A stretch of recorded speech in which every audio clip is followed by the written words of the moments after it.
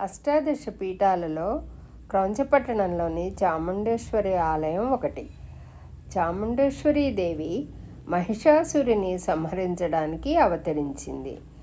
క్రౌంచపట్టణం మహిషాసురుని రాజధాని. కాలక్రమేణా వ్యవహారికంగా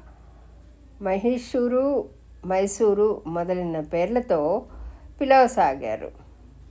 మహిషాసురుడు ఇంద్రుని జయించి ఇంద్రస్థానాన్ని ఆక్రమించాడు. అప్పుడు ఇంద్రాది దేవతలు త్రిమూర్తులను శరణు వేడారు. అప్పుడు ఒక అద్భుతమైన ఆవిర్భావమే జరిగింది.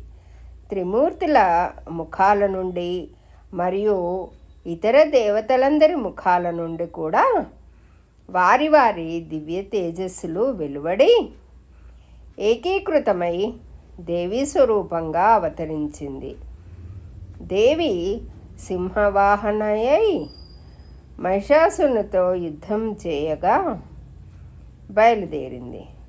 మహిషాసురుడు తన సేనతో కలిసి దేవితో యుద్ధం చేయ ఆరంభించాడు. తన సైన్యం అంతరించిపోయింది. చివరికి స్వయంగా తాను యుద్ధానికి వచ్చి దేవి చేతిలో మరణించాడు. తర్వాత ఆ దేవి దేవతలు మునులు ప్రార్థించగా ఆ క్రౌంచపట్టణంలోనే స్థిరమూర్తిగా నిలిచింది. మహిషాసురుని వధించిన ఆ దేవిని మహిషాసుర మర్దినిగా కూడా భక్తులు పూజిస్తున్నారు. చాముండేశ్వరి దేవిగాను పిలువబడుతోంది.